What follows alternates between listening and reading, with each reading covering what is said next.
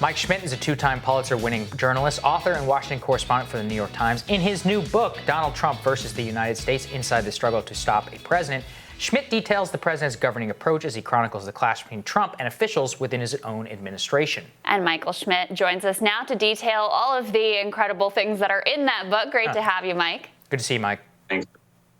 What was the story you wanted to tell here that hadn't already been told in the Trump era? So that's a really good question, because there have been so many books, so many different people that have weighed in about the era. So how is it that you write a book about it and do it in a way that distinguishes yourself and your own reporting? So what I tried to focus on, I spent a lot of time thinking about this, was a sort of concept of sorts. It's not a concept book. The book sort of is hopefully sort of the saga of the past few years, from right before the 2016 election through the end of impeachment. But it's sort of based on a concept of what is it like to stand between the president and the abyss.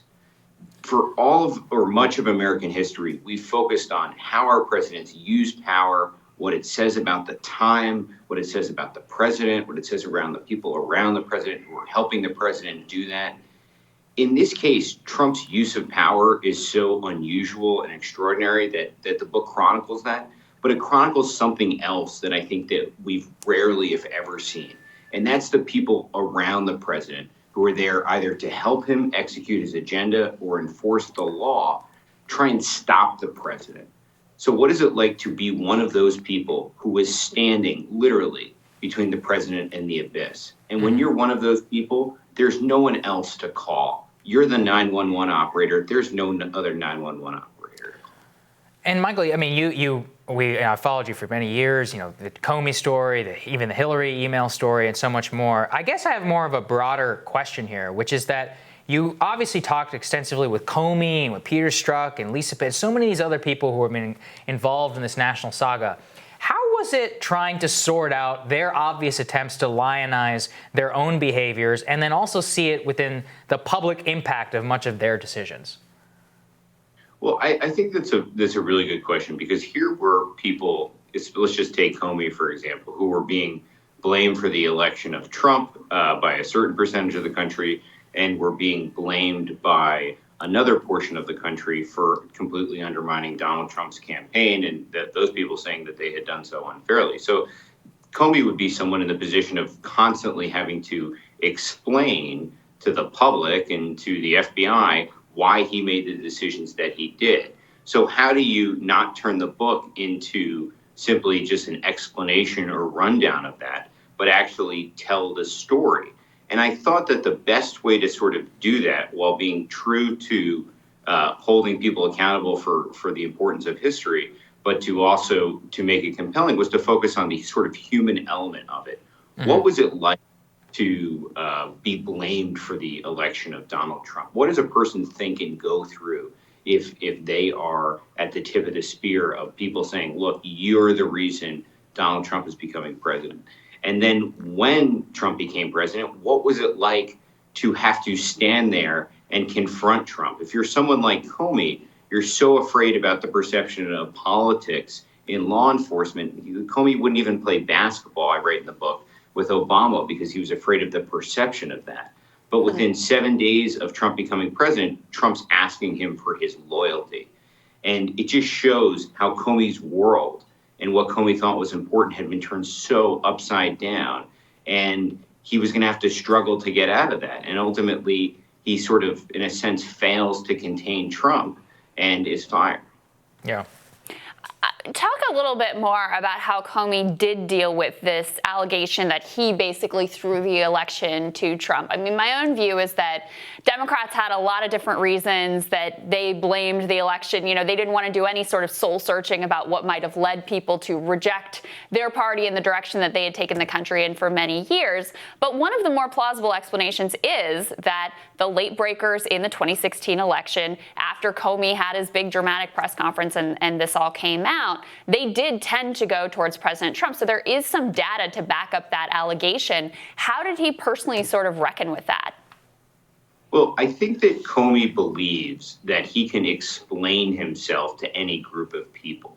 And there's a reason for that. He had a career of doing that, whether it was back during the Bush administration where he testified publicly about this controversial surveillance program and a showdown with the White House where he stood up to the White House, or even, as I write in the book, a year before the Clinton email press conference, the FBI had made a mistake that led the gun that was used in the Charleston shooting at the church to be purchased. But Comey went out and held this roundtable with reporters, and he admitted to the whole thing, and he explained how it happened. And it should have been a week or months or years long story, but it went away in a matter of days because of how Comey did it. So Comey thought he could explain things to anyone.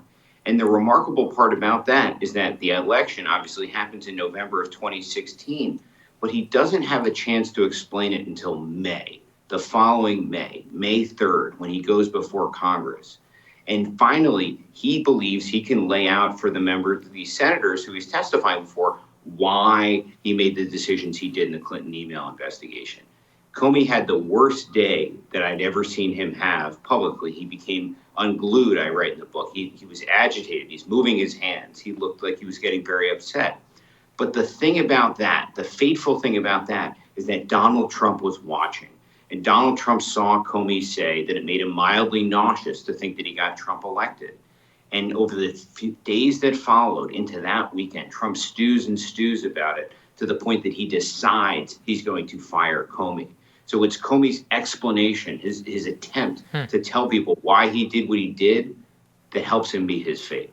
Yeah, fascinating. And Michael, I guess I have a more macro question too on this, which is you were at the center of all the, I remember, it would follow you like story after story, it breaks and breaks. And yet at the end of the day, it doesn't seem to be a major factor in our election. How have you thought about that? You spent so many times, Comey and Russiagate. I didn't hear it once at the DNC convention. Impeachment didn't even really come up as far as I know. So how have you reckoned with the national importance of this story in the middle of the crisis that we're in right now? I think that that's sort of important is that you sort of have to understand the importance of your own reporting in the larger things. Our reporting, I believe, has been important, but it's not determinative. It's, we're not, the reason one thing or another happened. There's a lot of reasons why that did.